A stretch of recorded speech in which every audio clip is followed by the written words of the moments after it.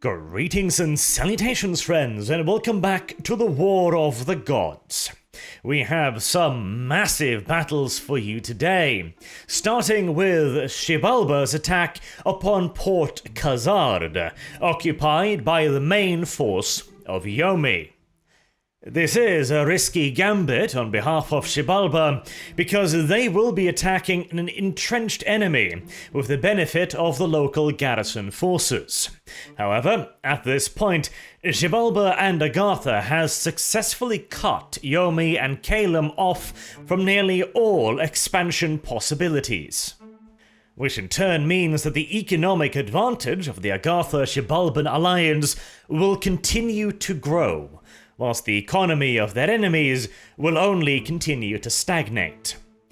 But this, of course, is only true in the purely mortal economic sense. Yomi is a nation of monsters and summonable creatures. They generate bakemonos in every province with turmoil free of charge. The immediate monetary advantage, therefore, of Xibalba is temporary, as can be seen in the respective size of their armies. Xibalba has been able to levy a total of 900 troops, which is facing a Yomi army of 600. To bring this into perspective, at this point in time, Xibalba commands twice the territory of Yomi, and their economy, due to the blessing of riches from beneath, is more than 4 times as large. And yet, their advantage on the field of battle is no more than a third. Additionally, the Xibalban reliance upon blood sacrifices to summon their more powerful units will also have an unfortunate effect upon the economy long term. Those blood slaves are someone's daughters, someone's children. And those very self-same someones tend to become, when the slave hunters come around their village, a little bit too often, necessitating a swift and comprehensive response from the Xibalban garrison. And if you will excuse a brief out-of-character moment, this is why I love Xibalba. Their units may be trash to mediocre, with the exceptions of their summons, but by God, they are some of the darkest bastards in the entire game.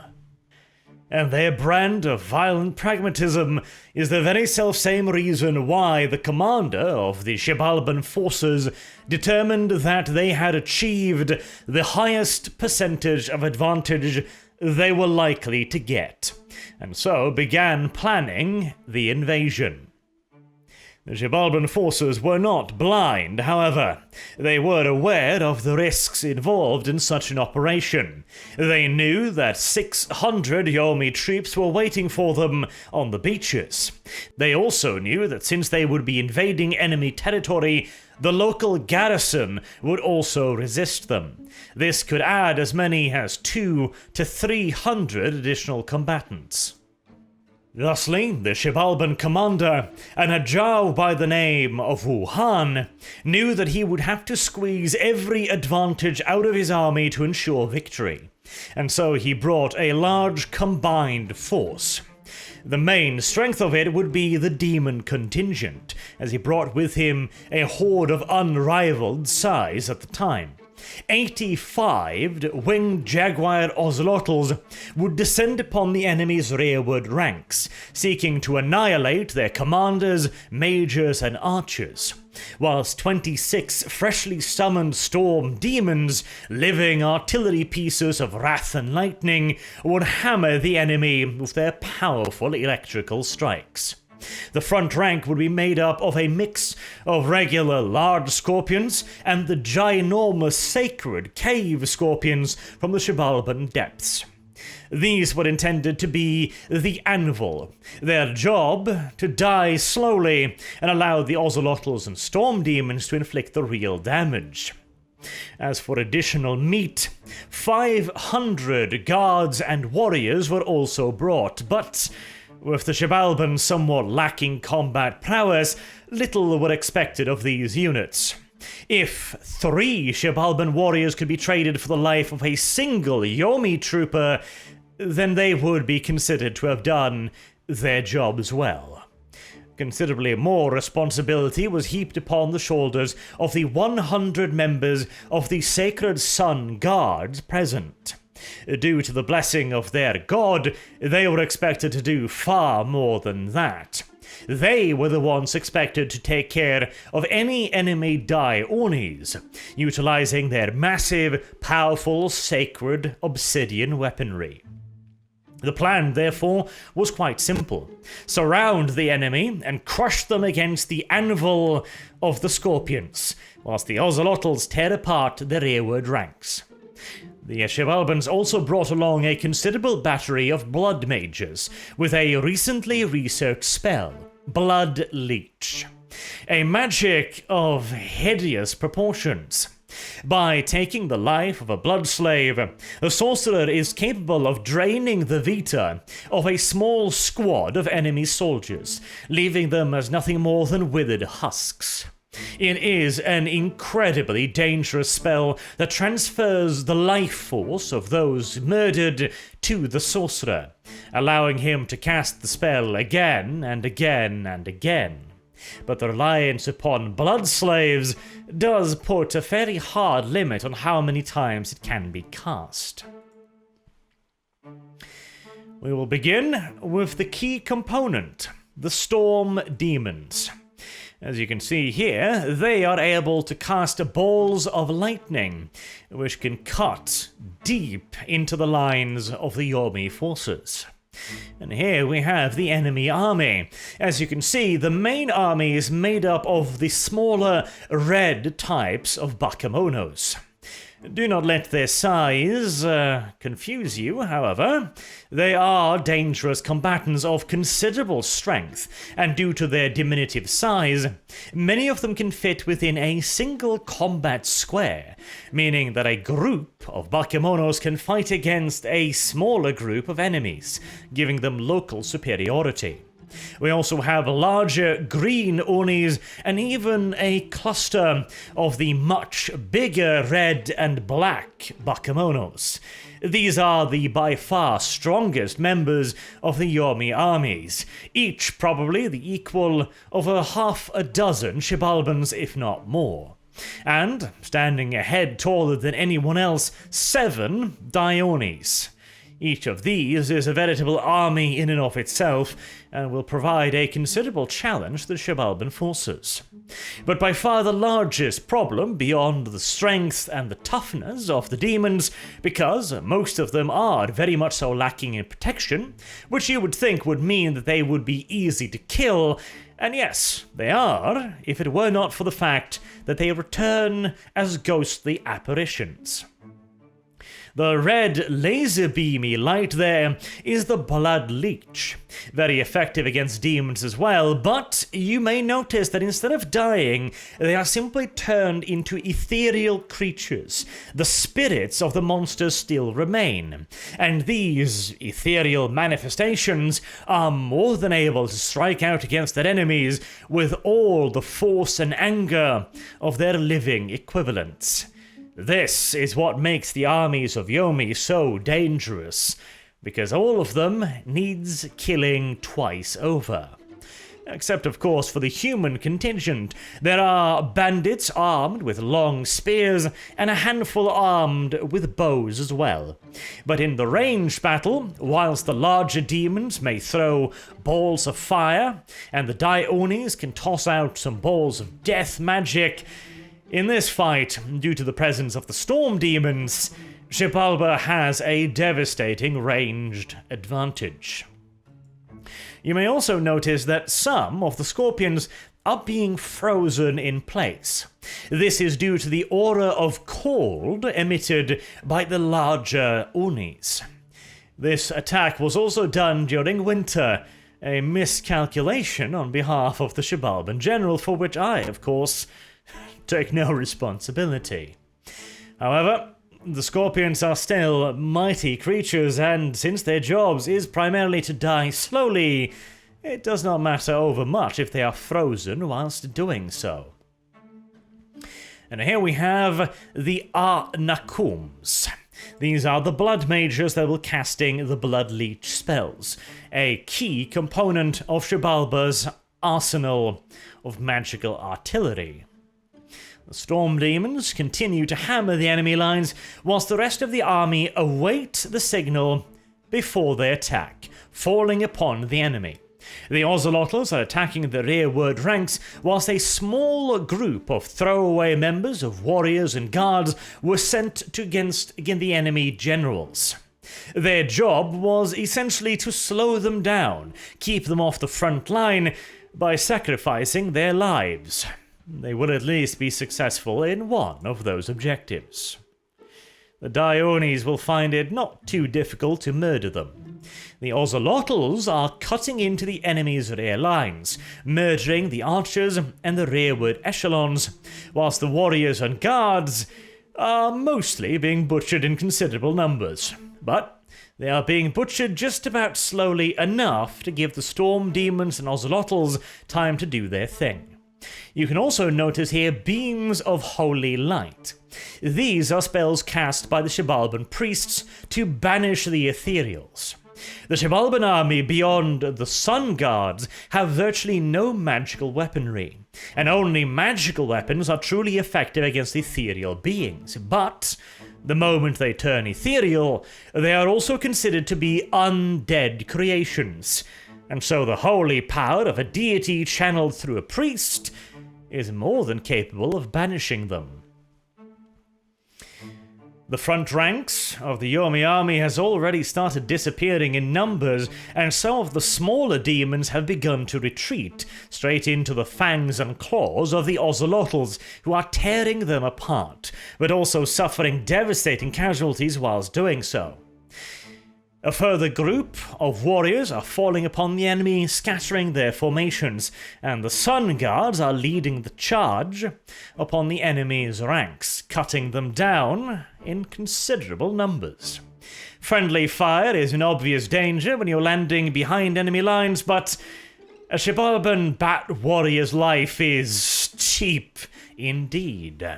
And by now, most of the regular troops of Yomi have been slaughtered or begun to retreat, though the Dionis are still fighting, drawing vitality both from the enemy and their own servants. They rallied their troops for a countercharge as the Sun Guard has just finished murdering the front ranks, and are even now in the process of tearing down one of the Dionis. The front rank of Xibalban Scorpions have been almost completely annihilated, but fighting the Sun Guard straight up now, the rest of the Yomi forces are quickly put to flight. It was a brave attempt, but with the Sun Guards and their obsidian glaives falling upon them, they are murdered quickly. The blessing chosen by the Xibalban Agarthan Alliance in this case massively boosts the strength of the wielder, to the point that right now, each and every one of these Sun Guards is striking with enough power to kill a human 3 times over. And the last remaining Dione standing will commit himself to one last brave stand against overwhelming odds, cut down and annihilated. Victory has gone to Xibalba, but at quite the cost. It did not come cheaply at all. The Xibalban army lost 600 of his members in trade for 400 of the Yomi army. They lost 200 more troops, and whilst the provincial defences were wiped out, only 3 of the Dione generals were cut down. The troops that did by far the best, the Storm Demons, only lost 6 members and killed 128. The Sun Guides lost 9 and killed 99. The Dionis lost 3 and killed 100. The smaller Blue Onis and Bakemonos traded 2 for 1. And the Xibalban Guards, well, 33 kills, 248 casualties. Which is at least better than the regular warriors. 10 kills. 200 warriors produced 10 kills and died in the numbers of 162. Xibalba is very grateful it has sun guides and ocelotls as well. With this large and decisive victory, the largest concentration of Yomi forces was shattered, allowing Xibalba to quickly bring up reinforcements and begin expanding further into Yomi territories. Additionally, Xibalba had also prepared another surprise for Yomi. Whilst its regular armies were pushing southwards towards the capital, Xibalba also dispatched the latest results of a long time of blood research towards the west. A small contingent, 25 strong, made up of vampires. These abominable creatures are not only more than capable of taking on 4 times their numbers with very little problems, even if they were to be slain, they are immortal and will simply just reform in the province of their creation after a short period of time. They are a truly nightmarish thing to have to deal with. And speaking of the stuff of nightmares, to the north, Agartha is also pushing outwards faster and faster, when something very surprising happens. The Agarthan army is moving in one massive force of 1,200 troops, because they do not need to eat. They can draw their subsistence directly from the ground underneath their feet. This show of strength was intended to intimidate Calum and allow the Agarthans to simply roll over the provincial defences and seize more and more territory. But it didn't work out quite the way Agartha had thought, because the massive Pale One army was then assaulted by Calum, a force of no more than 400 birdmen, the vast majority of which were mere Spirehorn militias, decided to bring the Agarthan forces to battle. This maneuver seemed to defy all common sense and logic. Whilst the Calamites had been able to summon some allies in the form of Draconians, Wyverns, and Griffins, there were nothing even close to the numbers that would be required to challenge the massed forces of the Pale Ones. And again, the majority of the Calamite armies seen in the front were nothing more than Spirehorn militia troops. Little armor, little weaponry. And yet, Calum still had a significant number of mages, and surely they must have had some trick up their sleeve, must they not? So here we have the Calamite force. As you can see, the front rank is made up of the lightly armed and armoured militia troops. Intermingled amongst them are some large green-skinned Draconians.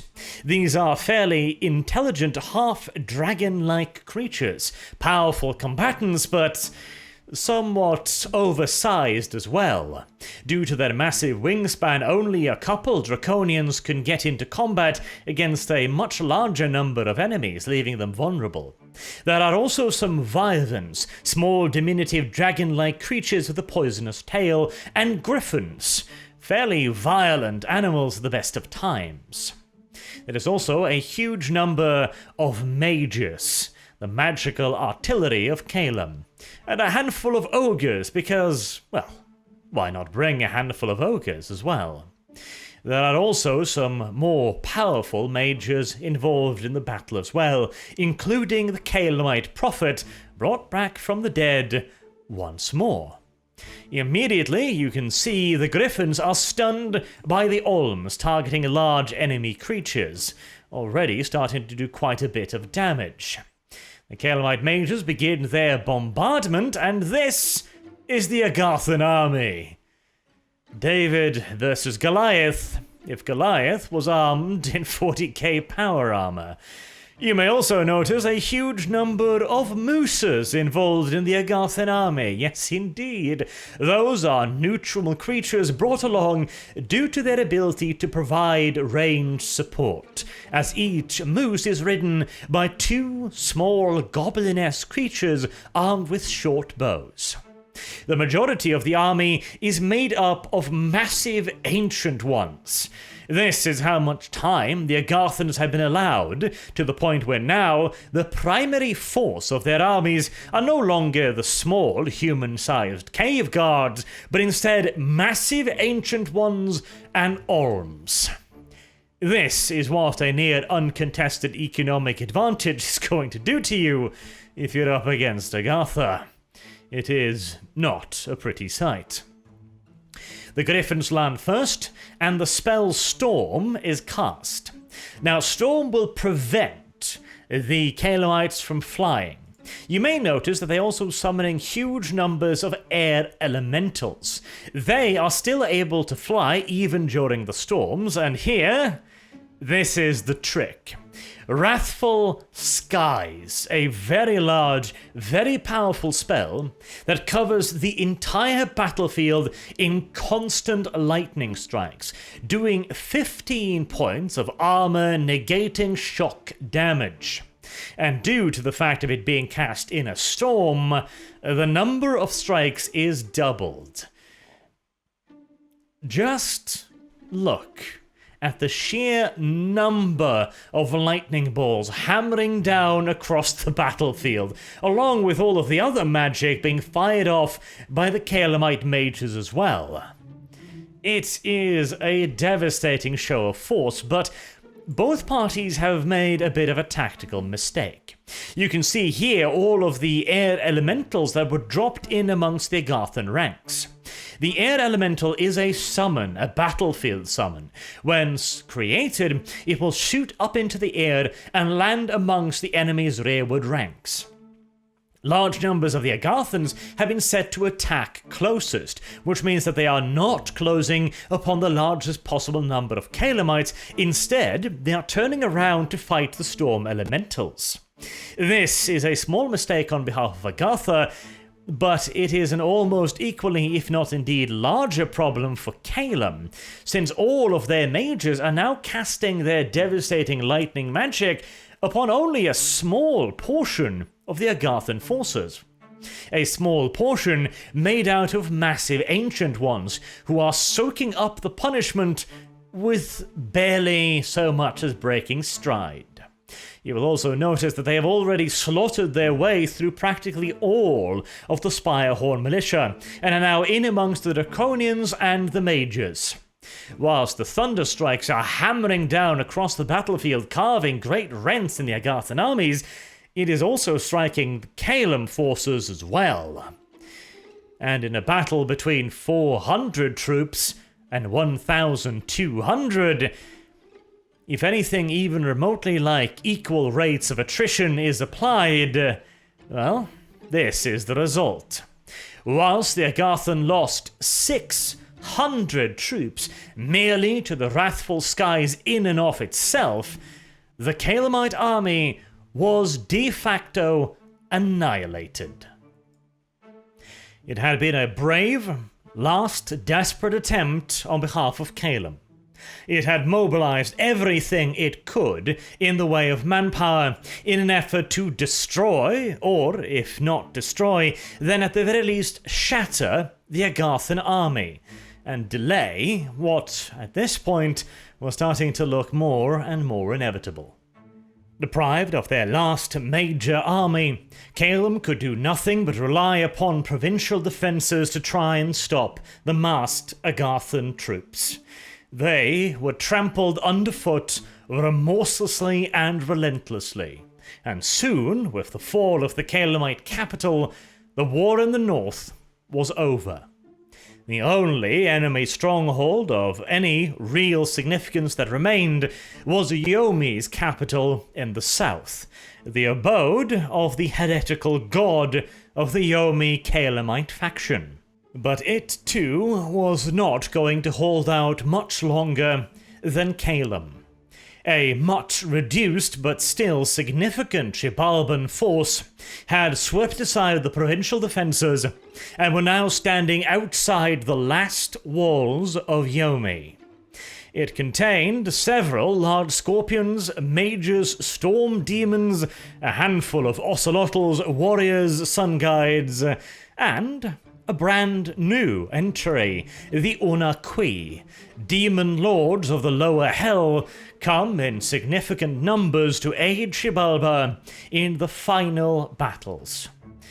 On Yomi's side, a handful of defenders stood bravely on the walls, whilst inside the fortress was a ragtag collection of summoned troops.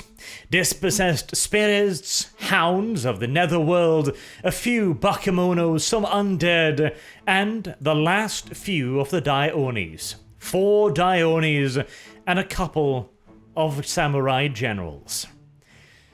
It was not a force that would hold out long against the beast bats that descended upon it from up on high. In fact, the numbers seemed so heavily stacked against Yomi in this final engagement as the Xibalban scorpions flooded through the breach in the walls and ocelotls began falling from the heavens, that out of the 4 remaining Daionis, only 3 had the courage required to stand and fight one last, final time for the honor of Yomi. And so the 3 last Daioni on the continent stood bravely against a vastly, numerically superior foe, surrounded on all sides, and fought to the very end. That is a final moment worthy of some good art right there. And whilst we enjoy it, let's summarize a little bit, a out-of-character summary of the game itself. If you haven't played Dominions 5, I highly do recommend checking it out. It is a pretty damn awesome game, and it has an incredible amount of complexity. In this game, the parties chose their own factions, though we did have a discussion about which factions we were going to play to try and make it somewhat balanced, and I think we achieved that, because early on, Calum was so close to delivering a near-fatal blow to Agartha. If that very first siege battle over Agartha's capital had either been won, or Calum had just withdrawn 1 turn earlier, that would have been a massive blow to Agartha, especially after the loss of a huge number of Olms in Trollheim. That was a very big deal. Additionally, the Daionis expanded very well for Yomi, although some early kinks left a lot of them dead to provincial defenses. The Daionis are very powerful, but they require a certain combination of spells and items to become the truly monstrous combatants that they can be. And early on, I, as Xibalba, had no real answer to the Daionis. I was rescued by Agartha with the Olms, otherwise I would have lost a lot of territory to just a single Daioni. The Olms were also something that the Yomi player had not quite taken enough into consideration, but responded by stacking on magic resistance items on his Daionis, which turned out to be quite effective, since at that point it needed a huge number of Olms to deal with a single Daioni, since the magical resistance could be overcome, but it required a lot of Olms casting a lot of Mind Blast to get it going. But at that point, the scales had already begun to tip. The Yomi Calamite plan was to cripple Agartha and Xibalba's economy via eternal storms, since neither Yomi nor Calum in this particular configuration would need a whole lot in the way of money or resources, trying to rely more on summons and low-cost militia troops. However, they had not taken into account riches from the deep, and so whilst their own economy were ravaged, the economy of Xibalba and Agartha stayed pretty much exactly the same, and once eternal storms were lifted, the advantage became unsurmountable. Up until that point, the two parties had been pretty damn well matched, with both sides having a pretty good chance to inflict serious damage upon one another and keeping the war going. But once riches kicked in and storms went away, the economy simply just spiraled completely out of control, and Agartha was able to create ginormous armies of nothing but super heavy ancient ones and Olms. At which point even Wrath from the Heavens, the big Calamite spell, was just not enough to turn the tides of battle. Because even though it does 15 armor negating damage, more than enough to kill any human, it would still require 4 hits to kill a single ancient one. And meanwhile, the Spirehorn militias were getting killed in 1 hit from those very self-same thunderbolts. Yomi and Calum had bet on a very early game, rapid, aggressive strategy, and it had very nearly paid off massively as well in the case of Trollheim and Agartha. But once riches really started to kick in, that was no longer a workable strategy. And whilst they were in the process of transitioning away from it, Xibalba and Agartha were able to launch their attacks and push their advantage quickly enough to secure victory.